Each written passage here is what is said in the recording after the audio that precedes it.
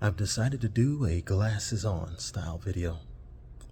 And I gotta just start off with this. Dear leftists, shut up and stop telling us what is racist and how to feel or how we should be responding to these imaginary dog whistles y'all hear. Whereas we just want to live our lives, continue to work, walk, and have fun. Y'all just want to take it away. I mean, I just got through listening to Try That in a Small Town, and I gotta admit, that is a damn good country song. I mean, I don't even like country music, but yet I somehow was interested and found Try That in a Small Town very enjoyable. I truly do not enjoy that much country music. Another thing, you leftist fake liberals, this has gotten extremely out of hand. You censor people. You don't want to you don't want to start discussions. You're intolerant of life, of everything that goes on in the world. I mean, you all are such nut jobs that the cities are falling apart, and that you're still voting for the people who say they don't have your best interests. They're not hiding it. They're flat out saying they don't have your best interests. It makes no sense to me. You burn your own flag, you don't support any other country, and yet you refuse to leave this country since you say it's such a horrible, racist, oppressive country. Yet, I can succeed in this country. I can get paid $25 an hour. I can come home with a check worth over $5,000 to $6,000 with tax deductions. After working long hours, I can live in a nice, comfortable house with a pool in the back, with 6 bedrooms, a gym room in the basement, for Christ's sake.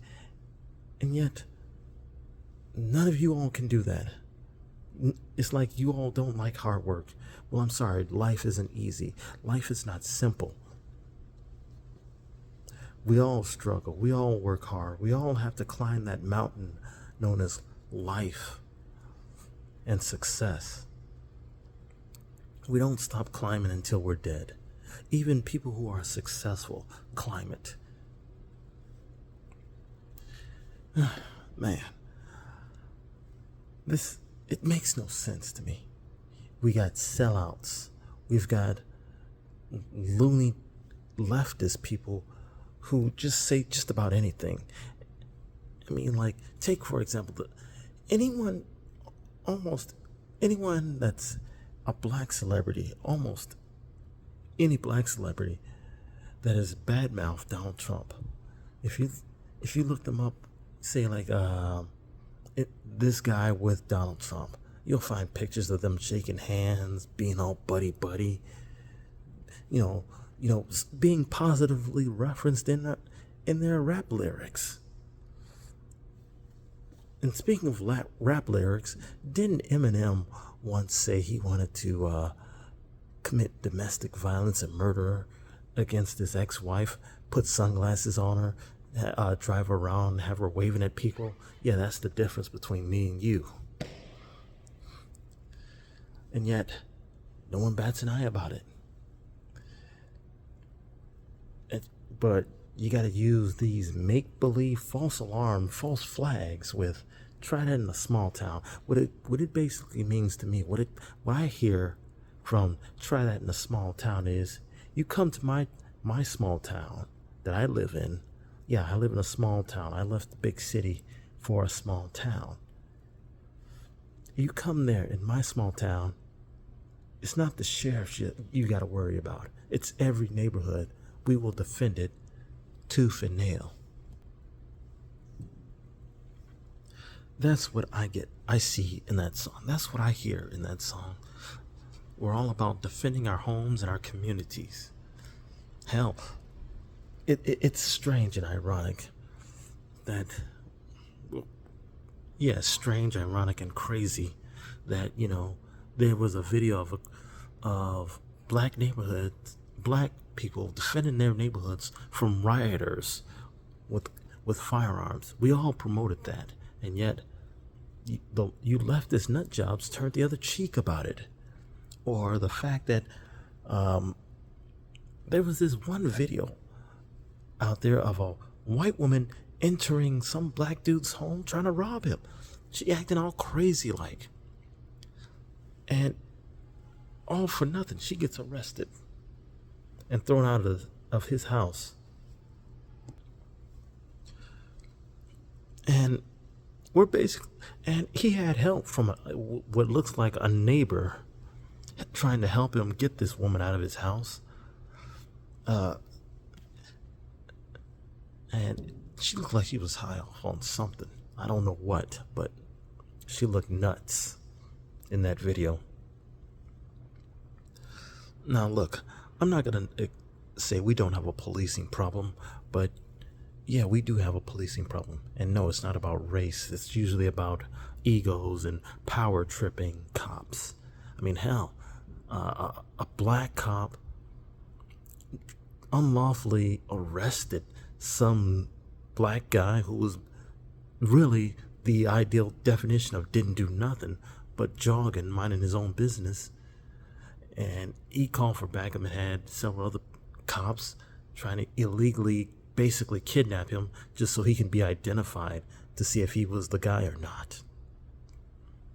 And at the end of it all, they all said, well, hey, they can't say it was a race issue because they had 2 black cops involved in this constitutional violation. But America is starting to get out of this chaos that we were in for the first, I would say, 5 years. Well, no, not 5, 4 years. Near the ending of Donald Trump's presidency and at the beginning of Biden's presidency. We're now starting to fight back. We're saying no more to the LGBT community. We're saying, now, don't misunderstand, we're not saying they don't have a right to exist. By all means, exist. But we're just saying, stop forcing it down our throats. I mean, I would say America's the most LGBT accepting country there is in this world. But if you go to other places that are rejecting it, well, they've got good reasons. They see what's happening in America and they don't like it. They see what they're doing to children and they don't like it.